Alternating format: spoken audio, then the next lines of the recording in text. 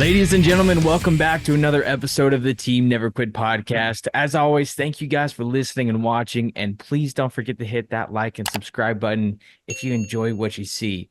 So today, before we get to our special guest, let's kick it off with our weekly Patreon question of the week.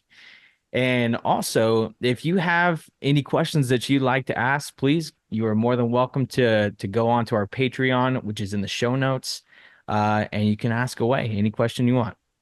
So today's question: what is an object from your childhood that you still have today?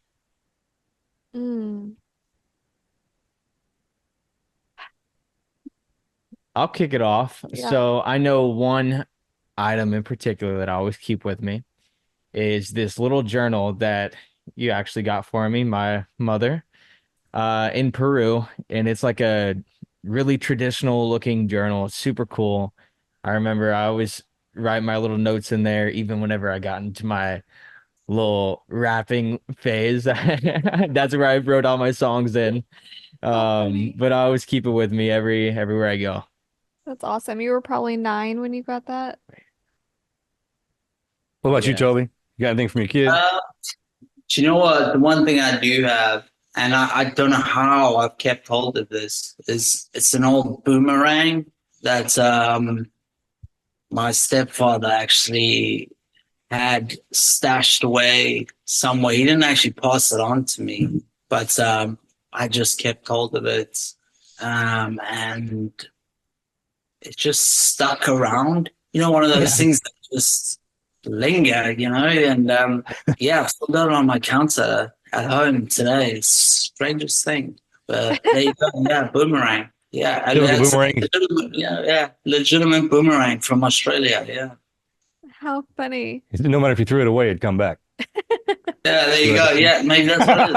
Yeah, exactly that. Yeah, you see what I did there? Mine is little jewelry trinkets, specifically a necklace that my dad gave me when I was probably 7 or 8, a little crucifix. And I remember I was riding my bike when I was probably 10 and I fell and the handle stabbed me in the chest, but it hit the cross and the cross bent. And I still have it. And I always look at that little bent cross and remember my little crash on the bike. But I think that's the thing that I've had the longest. I have a sterling silver cup with your name engraved on it, That's and a true. sterling silver cup with my name engraved on it when I was a baby. Yeah, The grandparents, I think, handed yeah, those to my us. great grandpa got me that when I was little, but I never used it. It was always one of those things that just sat on Still the. hanging. I still have both those. Yeah. That's probably the oldest thing I have from when I was a kid. I Yeah. had my blankie for the longest time. I think your binky, whatever we call them, Yeah. and Yeah. but I don't know where that sucker's at. I never had a You know what? blankie. I'm actually thinking now I might have one of those sterling cups You're talking myself. about a little bitty. Yeah, tiny little one, and it's got an engraving of it's like a stork, the bird. Yeah. With it's got that on it, and then on the other side is a little clock, and I think the hands tell the time of exactly the time I was born. So I think Hey. I've still got it somewhere. Yeah, those sterling cups. We didn't get any for our kids. I don't even know where those come from. I know, like there must have been a Sears catalog or something that went around when we were kids where our grandparents bought it.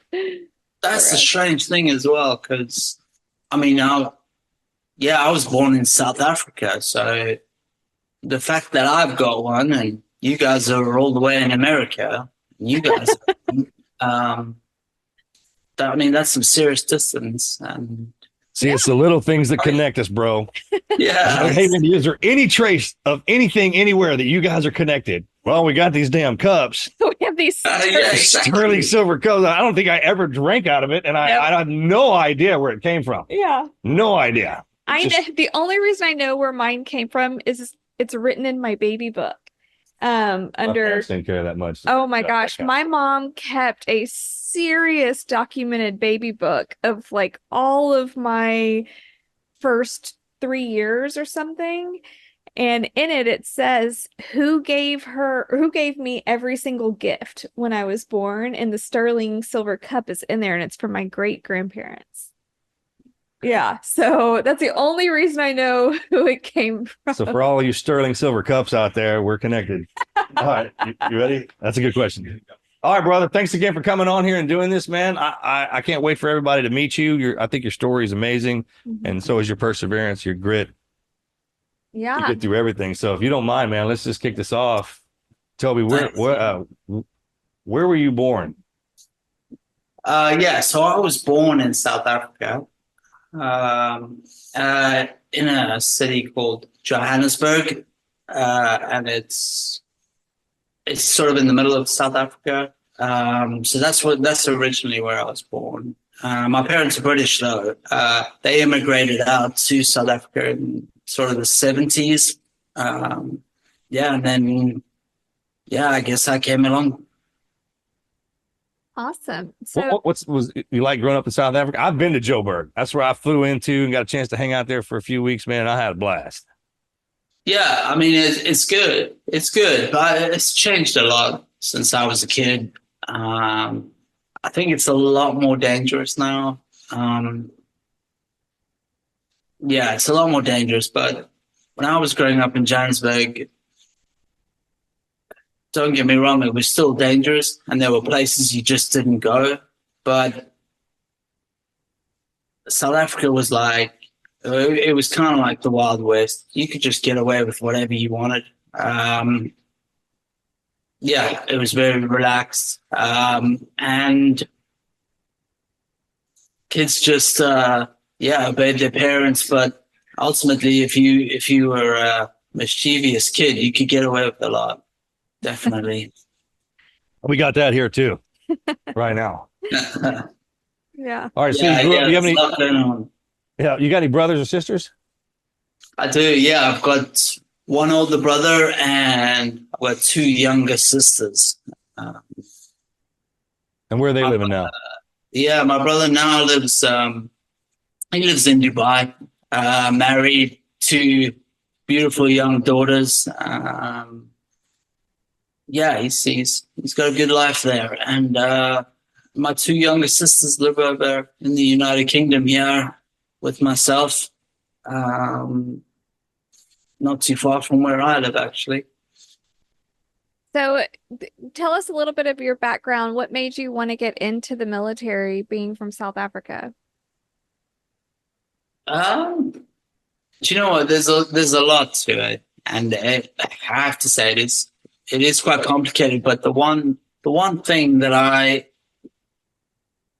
there's a couple of things. But so my stepdad, my dad left us when my real father, he left when I was very young. And I had a stepfather who was a South African military man, and he was being drafted to Angola up at the war there. And so growing up, he would come back off his tours from Angola, and I just remember him bringing home little things, and that always piqued my interest. And I think that's probably where the first interest of the military came from, was around that, the South African Army. And then I think I used to watch a lot of military movies growing up, like back in the 80s, Arnold Schwarzenegger stuff. How about that guy? Yeah, he changed my life too. I got hooked on him back in the day. All those, I mean, you watch them now; they're a little different than the wars you and I had to fight in, because we're same blood, same mud. But freaking Matt Stallone, all them guys. Yeah, you know what I'm talking about. Like, those Rambo, First Blood. 80s movies. 80s movies were the best. I mean, if you need to get motivated to get your butt in the military, don't.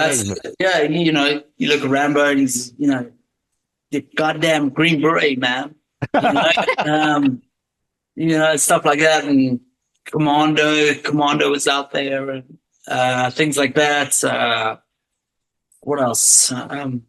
Man, even Predator. Predator was a big one for me. Like, just watching those guys. Do you remember Predator, the first Predator movie? I watch every single one of those still today. Yeah, exactly. The first one, yeah, man, I still turn those. Matter of fact, people, when they ask me, like, how did you recover from getting your ass whipped the way you did? I was like, I went back and watched the movies that I watched that got me to that point, and they kind of plugged all those holes and patched me back up. Fired you They up. do, yeah. And people ask me, like, also, like, oh, where did you get the determination to get through it all? And I'd be like, a lot of the time, I just envision those characters from those movies and be like, I want to be like that, man. I want to be like one of those guys. I did. That is exactly what happened to me. I wanted to be and do those exact same jobs. I wanted that stuff to happen to me, and I kind of wanted to be in those. That's how it grabbed me too. Yeah. So it obviously had a massive impact on me growing up. And then, obviously my stepdad being in the military and having little military things around the house. So it's always been there. It's always been a path. That's all. Or it's always just been something that's piqued my interest, So you were 19 when you joined. Yeah. So I joined I left South Africa when I was 19 and came over to the United Kingdom to join the British Royal Marines. Was that hard to do? Yeah, it was pretty tough. No, I mean, just leaving one country to go join the Royal Marines. Is that an open door policy, or how does, No, it's not. I had to go through quite a bit of red tape and quite a lot of bureaucracy, a lot of paperwork, and I had to get some references from a few serving Marines and things like that. And it was tough. But when I left South Africa, I think I was just so determined. Come hell or high water, I was just gonna get into the British Marines no matter what. And I just kept pushing. It's probably just my annoyance turning up at the recruitment office that probably got me in. I was just like constantly there going, I want to join the Marines. When you got in, did you know exactly what you wanted to do? Like, does it work the same way? Do you have a designation when you're in the British military? No, not really. So you get everything explained to you and kind of like roughly what career routes or paths you can go down, and they kind of steer you in the direction that most of the time that they're short on like recruits wanting to join that branch. So yeah, that's really what they do. But when I joined, I was just focused on training. So I was like, because everyone was like, no, the training's so tough. Don't think about the next phase of whether when you finished and when you pass, or if you get your green beret. Think about just passing. So that's all I was focused on. I wasn't focused on the next phase at all. It was purely, let's just get through training, because it was really tough. It was tough. I'm not even going to deny it. It was hard. Well, yeah, that's why only a handful of people can do it. I remember back when we were kids and we were coming up, all the commercials and the advertisements where this was the hardest training, it sucks, and most people don't make it. And I was like, that's right where I need to be. Yeah, that's exactly the same there. All the adverts, all the things. It was all, you need to be, tough, and there's only a very small percentage of people that are going to pass this training. So be prepared. And that's, yeah. But I was at this point, I was just determined, man. I was so determined. And I knew when I turned up, I could see my determination was a lot higher than probably, I don't know, 85% of the recruits I started with. What year was that when you came in? 2005. Yeah, around 2005. Right on. And your first deployment? My first deployment was straight after I finished my training. So I went straight out to Afghan in 2006. And you were with the Royal Marines? Yeah, that's right. Yeah. That had to be tough. Can you share It was. share your deployment story with us? Yeah, of course can. So after I finished my training and passed out, I wanted to get amongst it. And around this time, Afghan was kicking off pretty hectic. It was pretty hectic at this time, and I guess we were getting our butts handed to us a little bit.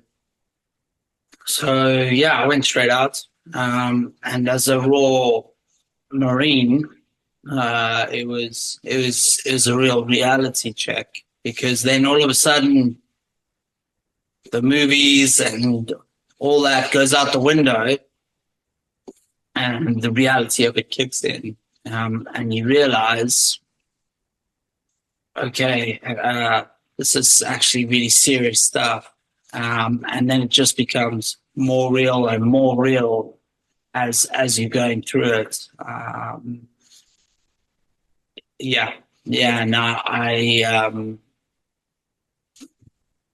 just had a massive reality check about what war is really like. And it was tough. It was really tough. We were based down in Helmand province, at one of the FOBs, forward operating bases, called FOB Inkerman, and it was just outside Sangin,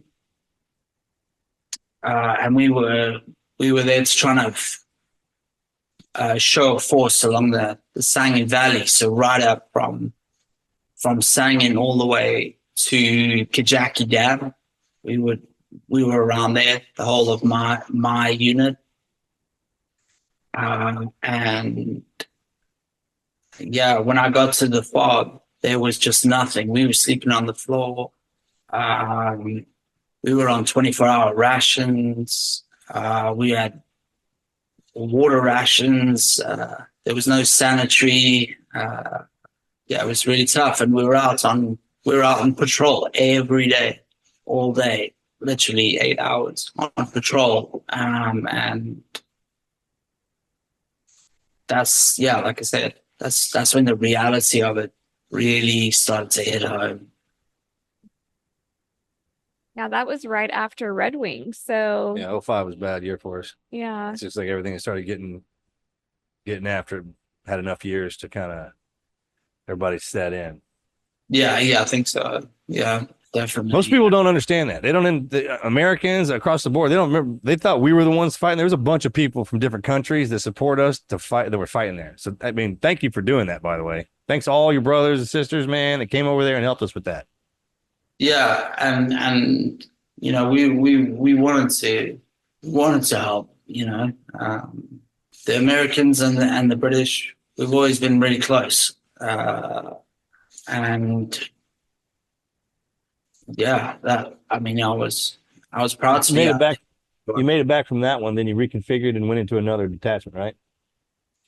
That's right. Yeah. So I made it back from that one after quite a bit of trauma, and I'd lost, I think, quite a few friends who didn't make it back from that tour, which was devastating.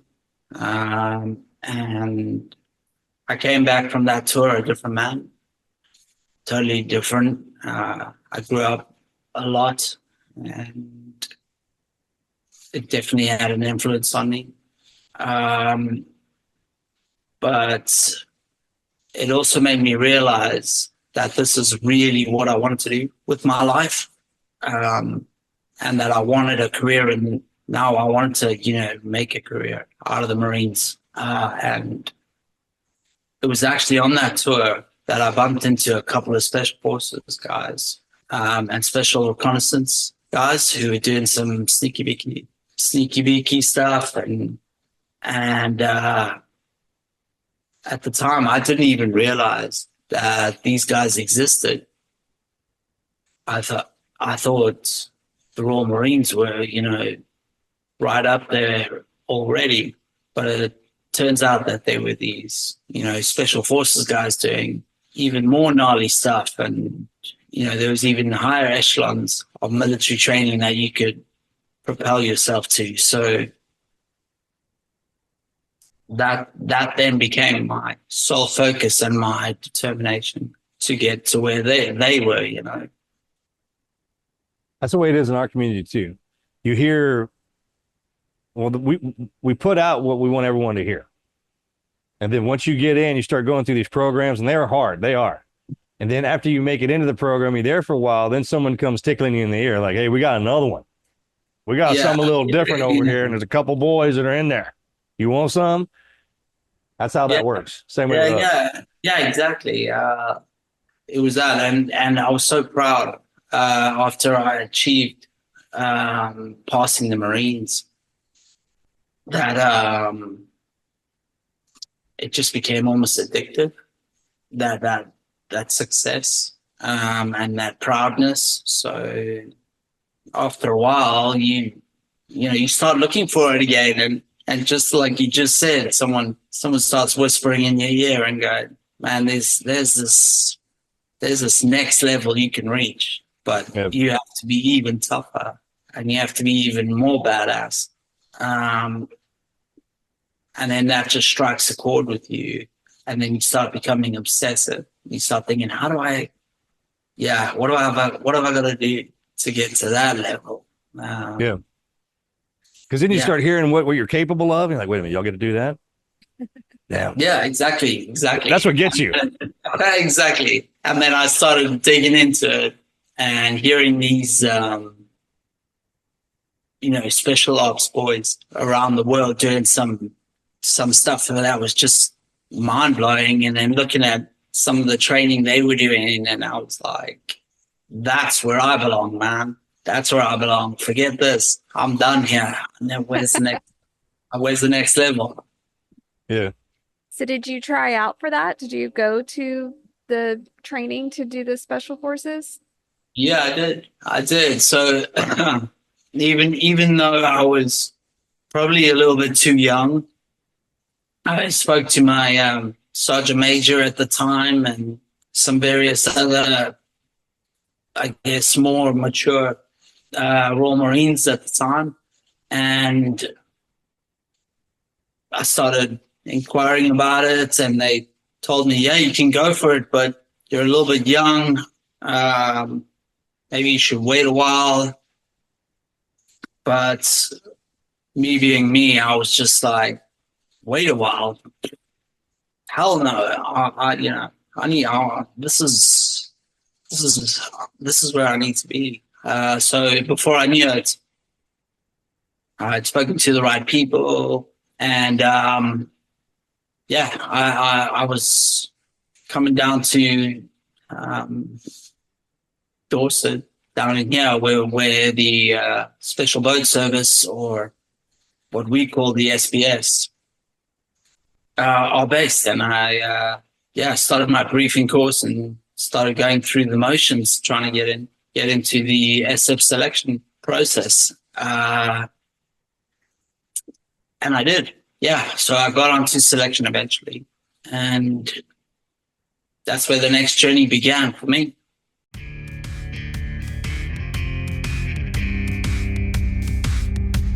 Okay, military community, this one's for you. Navy Federal Credit Union is here to serve you with their member-owned, not-for-profit approach. With a commitment to low fees, competitive rates, and resources tailored just for your needs, Navy Federal is putting their members before anything else they do. Join Navy Federal today and experience the benefits that could save you over $470 per year just by banking with them.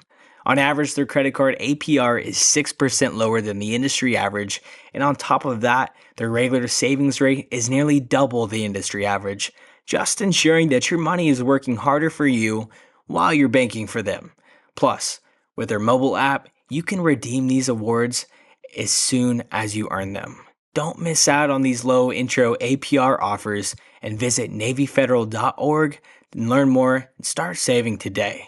Remember, Navy Federal is insured by the NCUA and membership is required. Message and data rates may apply. Go visit NavyFederal.org for more information and join the Navy Federal family today.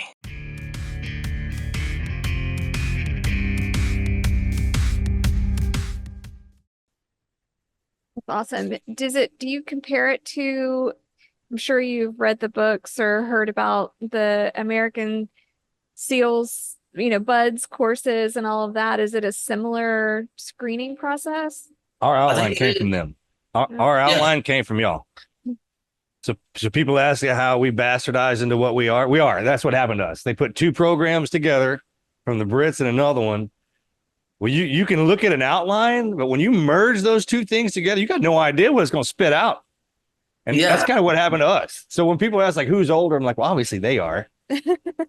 Well, yeah, I think it's older, but it's so combined now. Like, we take so much from you guys. We have attached ranks with the SEALs all the time. Oh, that's the most fun we have. Yeah, they're bringing. That ever comes down where we get to work with y'all, or go over there and some of us get stationed to live over with y'all. Yeah, you want to talk about a good time? Yeah, likewise. We've got a couple of guys over with the SEALs, and they're bringing over loads of just techniques, and because you guys, I'm not gonna lie. Yeah, we might be older, but our budgets and our the way we do things is pretty out of date. The SEALs, the technology and the level you guys are at is way beyond what our capacity of capability is, and sure, we're still trying to grow up. We might be as tough, and we might be just as well trained, but you guys are bringing over so much new technology, new things. That's what I'm saying. It's like y'all are older, so you're a little bit more mature. Like your senior leadership won't jack and kill you real fast. They're like, hey, let's just put some time and effort into this. Our guys, man, we'll kill ourselves just for the hell of it, just to see if we can get it done. Exactly. And then they live forever. Kind of that mentality is what we, because we're so young. But it's true. It's true, but I don't know that there's something special about that as well. It's not it's not always necessary. One feeds the other. Yeah, and I think that's why we complement each other. It's just it's a match made in heaven. Let me tell you something, brother. When we found out that we get attached to y'all in Afghanistan, that's like hooking up with your favorite cousin, because you knew you was going to go get into something. Y'all got a little bit, the rules were a little different on y'all, and then they were different on us. But when we got together, then they were different altogether. And that was the most fun we had. It was good. Because we were attached when I was out there with the special forces in Afghan. We had you guys attached to us, and I think your camp was just around the corner from ours. And this was in Kandahar, out of Kandahar, and we were always around your guys' camp, trying to. Most of the time, I was trying to get your ration packs and stuff, because that's our food. Yeah. But you were Your tech and your equipment, like I said, is so much more advanced than ours. We were on these crappy old things from the Korean War or something. They're way back. Old school stuff, and you boys had up to date protein shakes and real good stuff. And we were always around there trying to trade stuff. Yeah. And we were all our traditional old things, which, by the way, you guys love. I was gonna say that's our favorite. If you have something old and nostalgic from y'all side, we'll take that. So I'll give you a brand new piece of gear for something old and busted. It's the weirdest thing. Yeah. That's what we found strange as well, because we were giving you just our. I told you we're strange down here, man. I don't know what is American thing. Yeah, we were just giving you for us was just our old junk, and you guys giving us ballistic rounds and crazy ass night vision goggles and all this amazing kit. So we were loving it. Going on the ground with the latest tech was. They're these dumb SEALs come over and trade us for. It got to be all teched out, and then he'd have this old busted ass knife where the guard rattled, and the blade was just kind of hanging there a little bit. Didn't care. You could see it on his kid a mile away. He's like, "Frickin' Brit gave it to me." Yeah, I'm telling where this thing's been. That kind of thing. Exactly. We were the opposite. We were going, check this. These amazing. These are the top of the range night vision goggles. Or whatever it is, Kevlar helmet from SEALs, man. Really cool stuff. Yeah, we check back in to the supply and where's your gear? Yeah, it got destroyed. Because we're not allowed to lose anything, although we do a lot. But yeah, most of the time it was us giving it away and then making an excuse. Okay, so tell us about when you went out, how you got busted up. So, I got busted up quite a few times. I'm not going to lie. So the first time I got shot, we were on a vehicle interdiction. So we were up in the north of Afghanistan this time. We flew out of Kandahar, but we were up doing these vehicle interdictions, stopping the vehicles, because they were coming over from Pakistan full of weapons in their trunks, right up in the mountains. And these 3 vehicles came over the border. We'd be tracking them for a while, and we were in the air. I think there was 2 teams of us, and we were gonna obviously land the Hilos, massive brownout, put a couple of rounds through the engine block, stop the cars, and land on and just do our job. But as we were coming in, these 3 cars did an evasive maneuver and ended up going into a compound nearby and setting up fortified positions. And we could see this, from the satellites and the preds at the time. And we were like, oh, shit. So what do we do now? We could either continue with our mission, but we've only got two teams of us, which was probably 8 guys. It's probably not the best to just go running off into a building. And yeah, we don't know what we're running into. Basically, they could be baiting us into a massive scrap. But after talking amongst ourselves, we decided, no, let's do it. We can do this. And yeah, so the Hilos touched down. We ran out the back, and by this time they'd set up, and literally we just ran into a wall of bullets. And it was chaos. Because where the Hilos had landed, there was no cover at all, and the Hilos flew off straight away and just left us there. And I mean, it was as flat as a pool table. Do you know what I mean? There was no cover whatsoever. We couldn't go back. We couldn't go left or right. So the only thing we could do was a full frontal assault. on this compound and just show the enemy what we're made of and just go full frontal, you know. And that's what we did. So as we were going forward, I could see all the rounds pinging off the rocks next to me as I'm running towards this compound, firing away. And next thing I know, I'm flat on my back, and I'm thinking to myself, did I just fall over? What the fuck? What happened there? I just fell on my ass. Anyway, I got back up, carried on. You don't know what got you? Sorry? You don't know what hit you? No, I literally thought I'd fallen over because I was looking at the target. I wasn't really looking where I was running, so I just figured I'd tripped over a rock or fell in a ditch or something.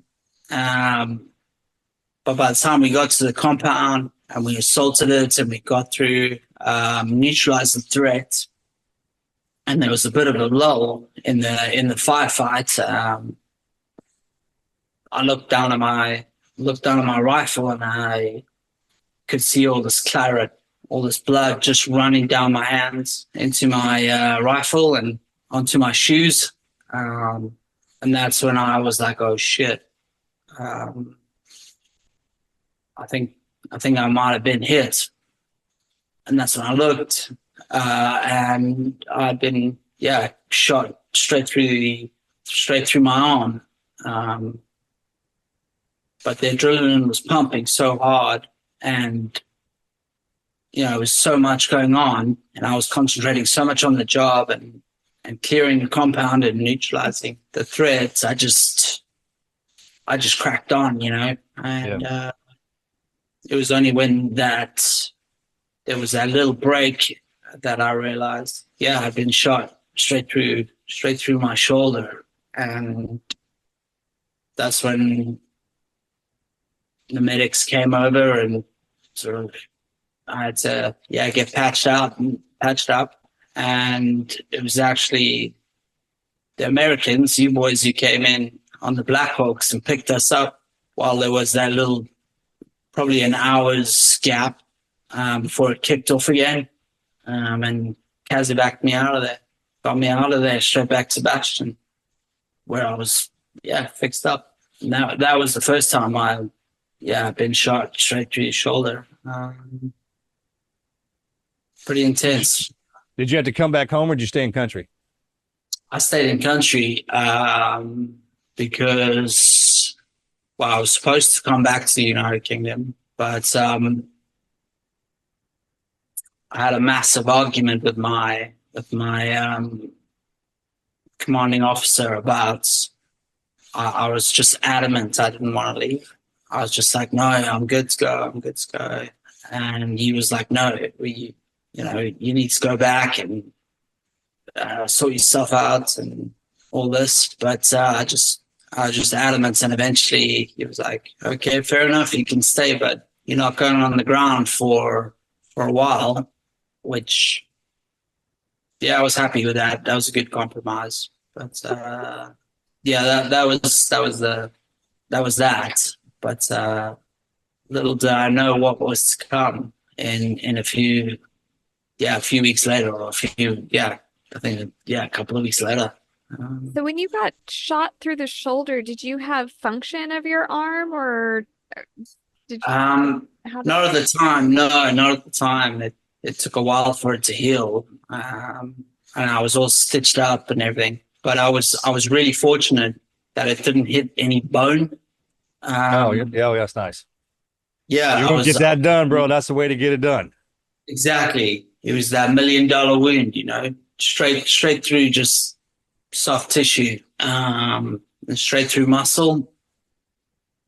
And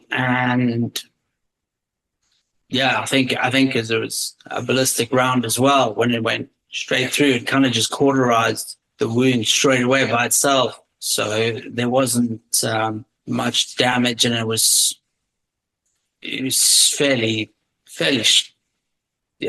just a standard, standard Right. round. So you heal up after that, and then you go back in. So I heal up after that, and I'm slightly feeling good. Yeah, I'm a little bit shaken, but all good.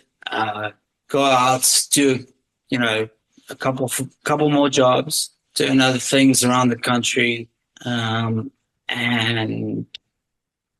yeah, doing a couple of other jobs that I'm quite proud of. One of them was a hostage rescue across the border in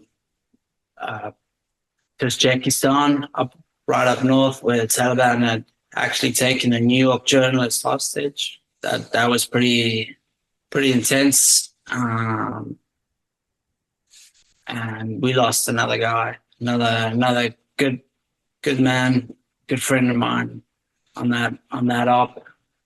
But we got the journalist back, and we got back safe, which was a whole nother job. But anyway, That's the most rewarding one, though. When we go in and snag somebody and yeah, bring it them back. really is. Yeah. And they had this guy super heavily fortified, and it was him and his interpreter that had been taken. And yeah, it was a good job. It was a good job, and I was super proud of that one. But anyway, so yeah, couple of jobs later and a few other things, doing some other jobs around that sort of area. We get called up to do another job, and basically we knew this one was going to be another dangerous one. So we start doing all our prep for it, and going through our orders and how we're going to attack this one, and looking at all the intelligence we gathered, building it all up. You know how it goes, Marcus. You know what it's like. Getting all that stuff together before we go out. Who's going to do what? Are we going to land on, or are we going to land, further out and walk in? Anyway, we decided on this one. Yeah, it's best if we walk in. If we come in quietly, not land on target, so they don't know we're coming. And yeah, I remember on this particular target, we got to target, and we went firm, probably about 300 meters out, and they had sentry posts out, guys on tractors, on these farm tractors, and they had all were having these spotlights looking around, pretending they're farming, basically. But they were obviously looking for anyone coming, because we were after this high Taliban commander, and we knew he was there because we'd been watching him for a while, so we knew he was there. And so we knew that these tractors were not there farming; they were all sentry posts looking for us, or looking for anyone who was coming. And we first had to, how do I say it nicely, get rid of those. But we had to do it without making a noise. So that was done. And then we got to target right up against the walls of the compound. We surrounded it. We had 4 teams on the ground. And for some reason, we brought explosives with us, big, the satchels, the explosive satchels, and we were going to just attach that to the side of the compound wall and just blow our way in and go in without them even knowing what hit them. But for some reason, the call came down that we couldn't use explosive ordnance on targets because there were children or females on target. So we had to change our tactics then and there, and we decided we would just kick in the door. But the door was chained up with quite a solid metal chain. Anyway, it took a while for us to get through it, and we lost the element of surprise. Basically, yeah, we lost the element of surprise. And as we went through, they just opened fire on the first team that went through the entryway or the doorway. And I think three of us, all caught it up at the same time. And I just happened to take a round right through the neck. That hit me square in the spinal cord, and that was me, lights out. My gosh. Yeah, that was me, lights out. The guy behind me got shot through the knee, and another guy got shot. He was in front of me, but he was shot in the chest plate. So, yeah, it was just me who unfortunately brought up that round straight through my neck. Hit you in the spine? Yeah, and hit me straight in the spine. Where at? Cervical? What's that mean? Hit you in your cervical spine or your thoracic? No, cervical, right up high, right up C2. Hot? Yeah, Wow. C2. Probably, a couple of, basically just below my ear. Wow. And it just trashed everything. Yeah. Yeah, splintered, right? Yeah, that's right. It hit the bone, and the round just fragmented. The bone just fragmented as well, and it's just a bloody mess. That drop you right there? Dropped me right there, right on the ground, to my knees. Fell head first into the dirt. That was me, man. And so you blacked out at that moment. What do you remember waking up from there? Yeah, so I remember, the next thing I remember is waking up probably about 3 months later. Oh my gosh. Yeah, after being in a coma for 3 months later, What was that waking like? up, You remember it? hell on earth, man. You remember being in there? Yes, the scariest time of my life. Being somewhere between this world and the next world. Yeah. Not knowing what's going on, not knowing. Just not knowing anything. It's just blackness, but you're somewhere in there fighting for your survival, fighting for your life. Trying to stay alive, using everything you got to just not give in, because that's what it felt like, It just felt like everything was telling me, just give up, just let it go. But the other side of me was like, no, just keep fighting, man. Just keep going. Do not give in. Do not give in. I don't know where you are right now, but we'll get through it. We'll get through it somehow. And next thing I know, I'm waking up three and a half months later, flat on my back, and I'm got all these doctors and surgeons around me, staring me in the face, which is pretty scary as well, to be honest, because I didn't have a clue what was going on.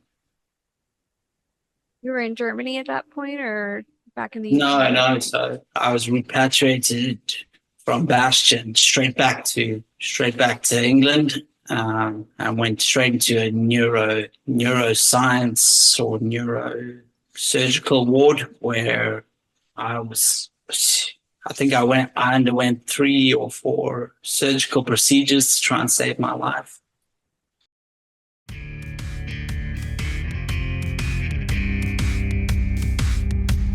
All right, let's talk life insurance. Now, I know that may not be the most thrilling topic, but trust me, it's an important one. And it's more important to start early because life insurance rates only go up as you age. And with Policy Genius, you can compare top companies and get expert guidance, ensuring that your family's financial needs are always covered, whether it's mortgages, credit cards, or college costs. Personally, having life insurance has brought me such a peace of mind, just knowing that the people I love the most are always going to be protected.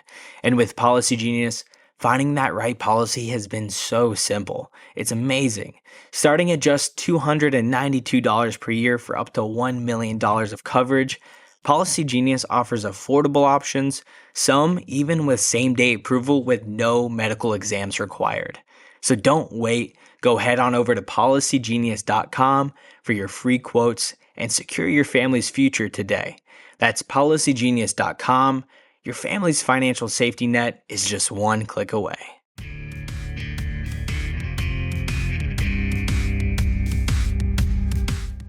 They had to remove all the bullet, at the same time try and fix the my spine.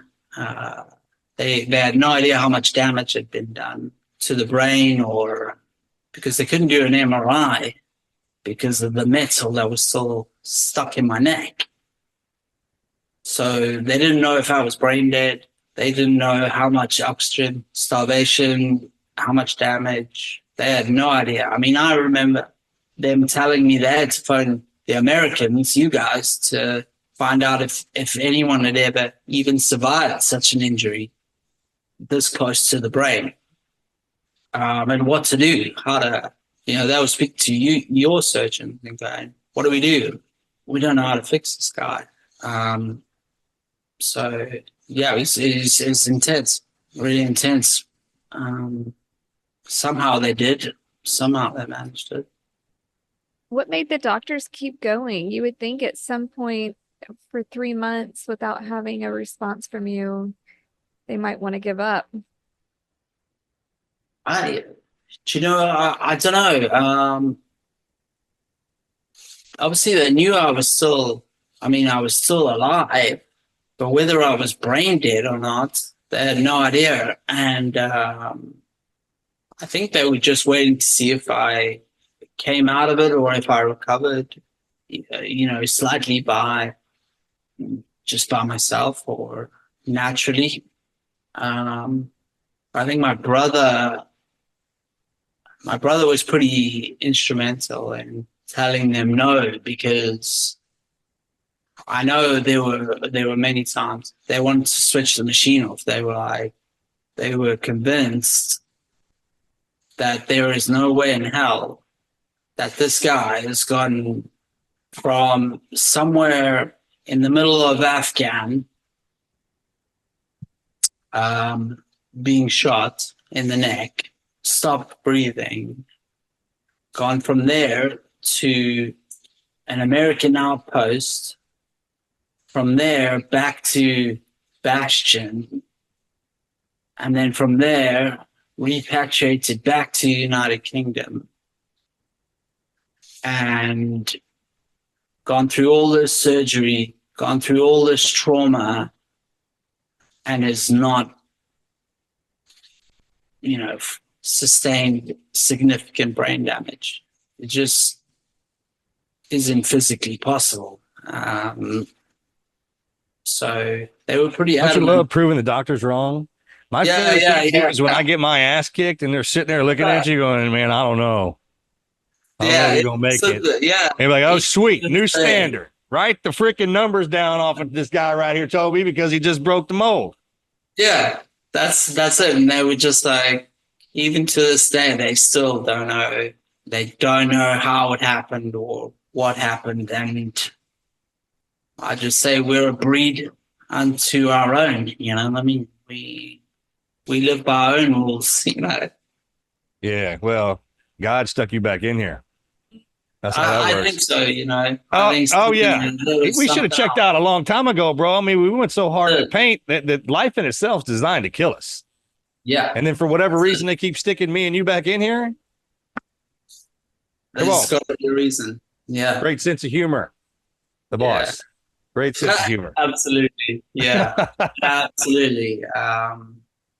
So there you go. Okay, so did you wake up on your own? I'm sorry. Did they bring you back out? Was it a drug-induced coma or did they just... Yeah, it's drug-induced coma, and they slowly then just brought me out of it because they were like, well, let's see if he wakes up. Let's see what kind of condition he is, or let's see what happens. And so I started coming out of this coma, but obviously still on every drug known to man. And I just, first of all, I thought I'd been captured. And I resorted back to my training, which was you don't say a damn word until you've assessed the situation and you know what the hell is going on. Because for all I knew, I'd been flown to Pakistan or China, and these doctors were telling me just what I wanted to hear to, you know, lull me into a false sense of security, and then start picking my brain on what I was doing. So I resorted straight back to what I was taught to do, which was, you know, traffic light system, and that's give nothing away. No information, no sensitive information. They could ask me anything and I would say, yeah, I'm not saying nothing. And, you know, I started getting quite aggressive as well and started, because I was convinced that that's the scenario I was in. It was only until my sergeant major came in and said, and, you know, told me, no, Tobes, that's not the situation. Stand down, trust me, it's me. And then, told me what had happened. And that's when it started dawning on me. And that's when the reality started kicking in. And, you know, the drugs started coming out of my system by this point. And the reality of the whole situation just started dawning on me. And that was tough. When did you see your brother and sisters or parents for the first time? It was probably a few weeks later. I started seeing my brother. He was there. And he started chatting to me and trying to, reassure me and things. But to be honest, you just can't get your head around all of it. It takes time. Yeah. How long were you in the hospital for afterwards? Long time. I think I was in ICU or, you know, intensive care for another 2 or 3 months. And then I was transferred to a special spinal ward where I spent 12 months on my back, straight up, just never didn't get out of bed, just trying to recover. And that was torture in itself because all I could do was stare. Because I had all these braces and things around my neck. And so 12 months on my back, staring at the roof, which was tough. That was real tough. That's all. What kept you going, man? Like when you get into situations like this, people always ask, like, "Hey, what is it? Why not quit?" I mean, you can't. I don't know. Call it. I had a legacy to uphold. That was one thing that was keeping me going. I was, I was a, I was, you know, a special forces operator. That legacy right there gets our asses kicked. So, bro, that's how I wound up doing that. I was like, hey, why'd you go back? Cause my freaking brothers won't let me live that wherever we go after this. When we get there, they're gonna give me some crap about it. Exactly. And there was just, if I was gonna give up, I just knew wherever I go after this, if I give up, they're gonna give me some shit, and I'm not gonna be the man to let the team down, let the legacy of who we are down. I'm not gonna be that soldier. So that just kept me going, and that incessant drive, So that was a big part of it, and I don't know. There's also a part of me that just didn't think it was my time, I guess. It just wasn't my time. Start every day like we got one day down here. You get yourself out to what direction? What started getting in your mind where you needed to go?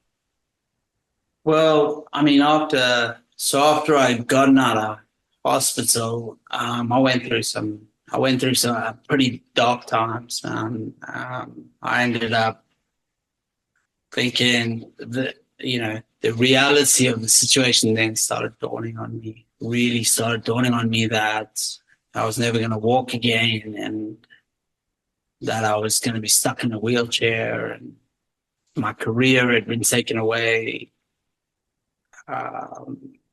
And I was being pushed out into society where I just didn't want to be. And I started going down a very slippery slope. Who got you through that?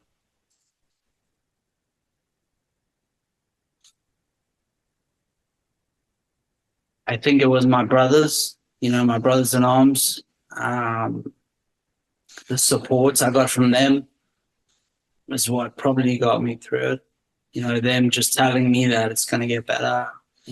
At the moment, it's a massive adjustment period, but it's going to get better. And they just kept positive reinforcement telling me that, I'm stronger than this. I'm going to beat this. And to just keep going. But ultimately, I think I just got to a point where I decided I'm going to make the best of it, screw it. It's happened now. Can't change it.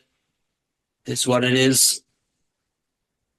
Just going to have to make the most of it. They're great at that. The team guys are great at that. And matter of fact, what happens is when they kind of nurture in and start helping us through our injuries, and we go in that positive light, eventually you become kind of a role model to them. They're like, hey man, a guy can take it. I can. It's weird how that happens, but it's almost they push us until we turn around and it starts to be a pull, and you start pulling them through it. It's like, man, because Toby, if you can handle all that with that attitude you got, still smiling, moving around, that's what was special about you in our force. It's like one guy has to take that. I had to take my hit. You had to take yours so they could see it. Exactly. And now, like you say, it inspires the next generation of special forces operators coming through the system to go, damn, look what these guys have done. Look at that legacy they've left behind. I'm not going to let the team down. And that keeps the standard as high as ever, So, it takes someone to, pull the short straw, but it's got to be somebody in, if that's got to be me, it's got to be me. Well, but you didn't quit. I mean, you kept going, and then didn't you end up going back to school, or you went to school to Yeah, do all of yeah, this? yeah, that's true. So once I decided, well, if I'm going to stick around, I might as well make the most of it and make a damn good go of it and see if I can accomplish even more, and demonstrate to the average person, number one, what we're made of, but number one, what the human spirit is made of. Yeah, that's right. So I decided, I'm going to go back to school. And a big part of that was also because, I'd lost all my physical capabilities, but I still had my mind. And as you well know, the mind is a powerful, powerful thing. So I decided to go back to school and study and try and build my education and maybe start a career in business and develop myself that way, because I thought, what better way that I could show people what the art of what's possible. So back to school, right back to GCSEs, or back to sort of the beginning, and New beginning. New beginnings, started chipping away at it. So I was talking to some of my teammates about it too, and we're all saying the same thing. It's like you got the mind, body, and the spirit. Educate all three of those.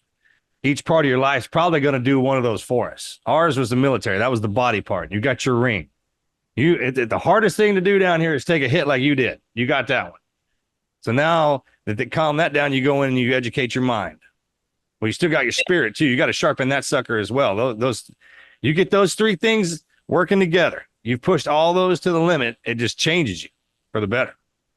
It does, yeah. And if you can get all three of those, exactly, if you can get all three of those working towards this one goal, you're onto a winner. That's the problem down here. In here, there's not really many things down here developed that can work all three of them suckers to their max. At the same time. At the same damn time. The same time. Exactly. You know what I mean? Combat, yeah. That's your mind, body, and spirit firing all at the same time. But then there's the lessons. And then each one of those does, like you go out and get in a situation, man, obviously that was a body lesson. That was a huge lesson. And, the body was, taken away. But the other two were still there, The mind and the spirit is still there. So all I have to do now is focus on those two. I can't even what I'm doing. Absolutely. Because when one of those gets shut down, the others, just like with hearing and sight law and all that, those others spike. Yeah. All that energy goes somewhere else. That's exactly what happens. That energy has to go somewhere else. Otherwise, I would have gone insane. So I just put all my energy and all my focus into education and developing my mind. So how did school go for you? When I was a kid, I had too much energy, and that was all just coming out in the physical aspect. But this time, that wasn't an option. So it actually went really well.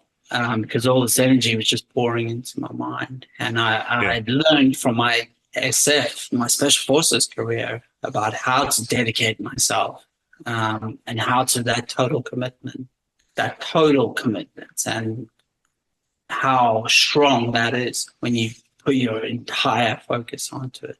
Remember what that felt like? When you were going into the program. Feeling. It's a feeling. It's a feeling you get in there. You can't shake it. And I'm talking about like you drank it. And once it gets in there, it can't get until we wreck it, until we finish it. And then by default, or by we just finished that realm, we got leveled up into this one. Now we're about to sharpen that mind. We're going to make that sucker so damn sharp, which in return sharpens your spirit.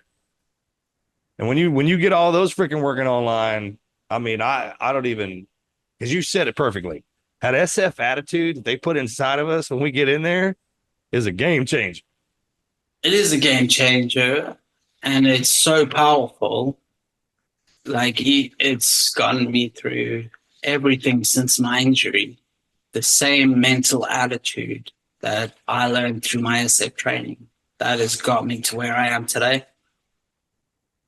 And getting to watch the guys apply that. I think that I didn't recognize what was happening in the beginning, but all of us get trained.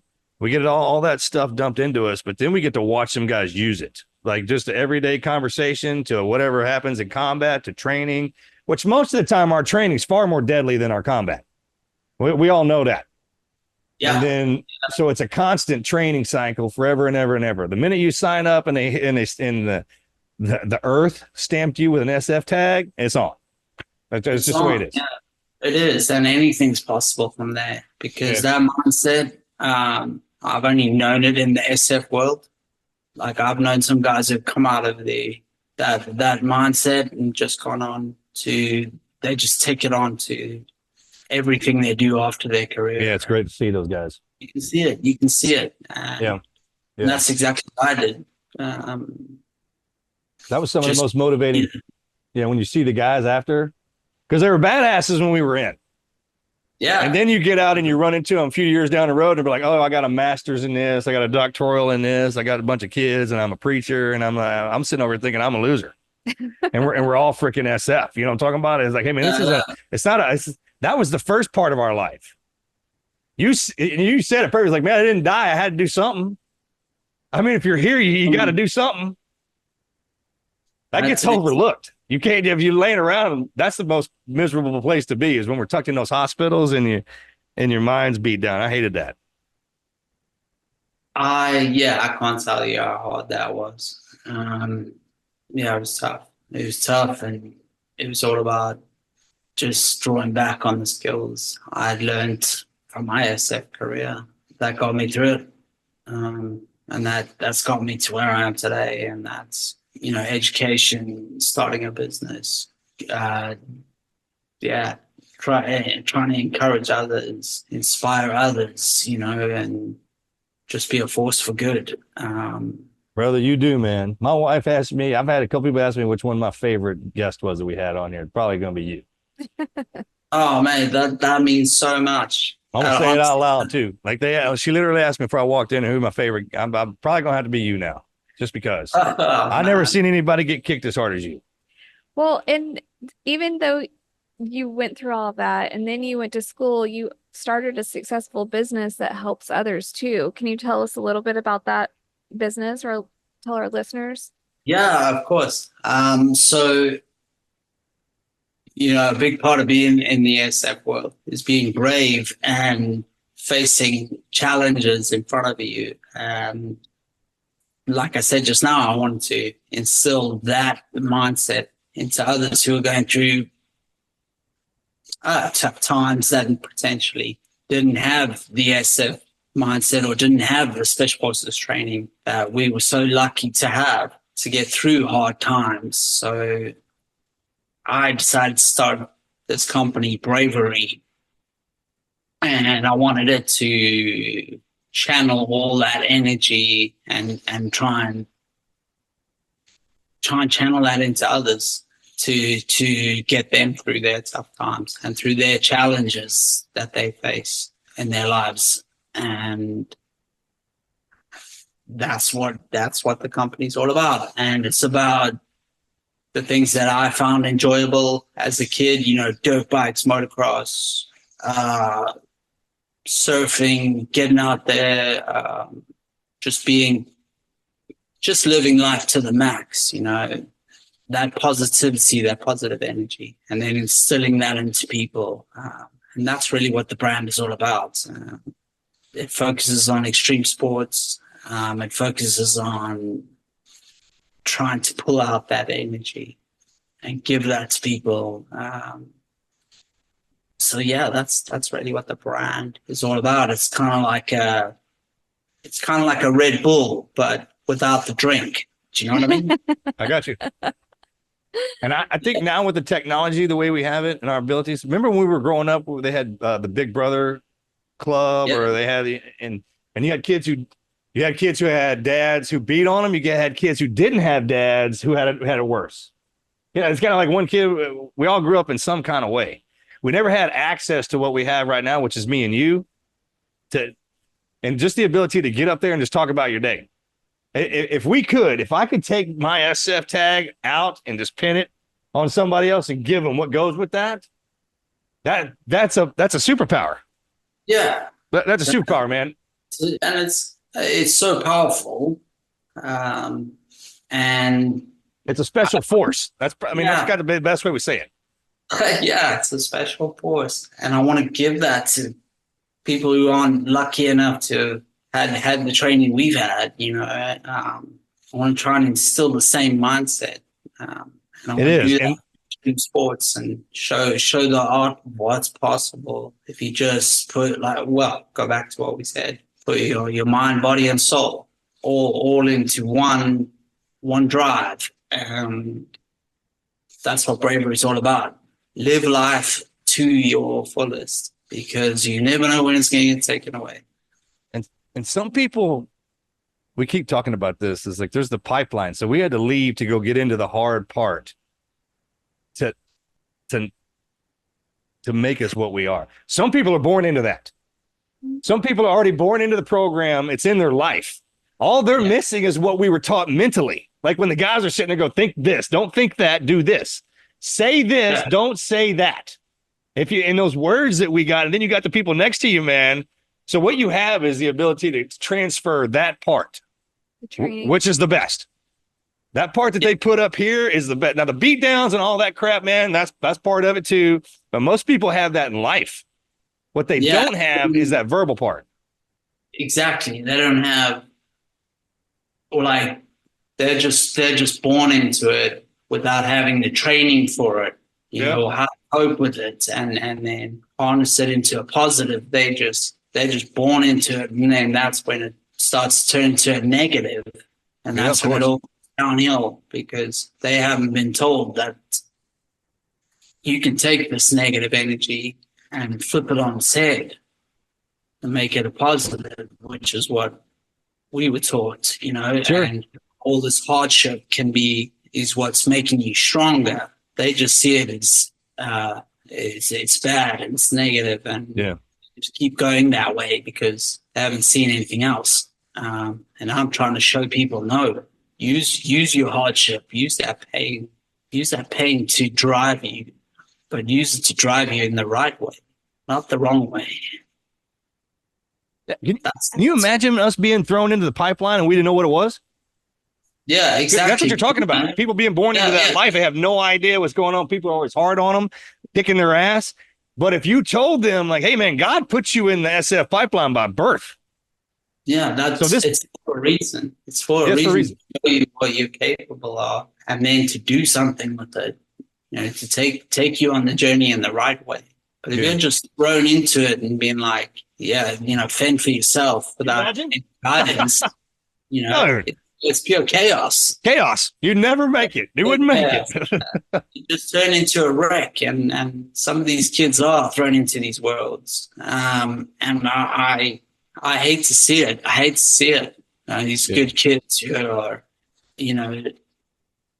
just going down bad paths and doing things because they haven't had the verbal on what they're, capable of and the potential that's inside them. Hey, bro. Hey, we were the bad path boys.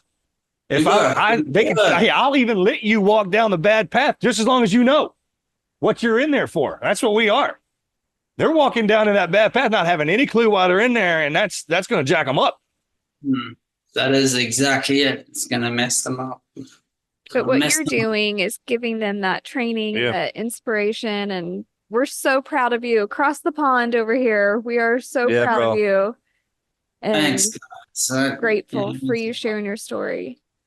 Thank you. And I want bravery to come across the pond and move into America and yeah, I want it to be worldwide, a brand and that's started by an SF culture that's taken on to the extreme sports world and is a force for good.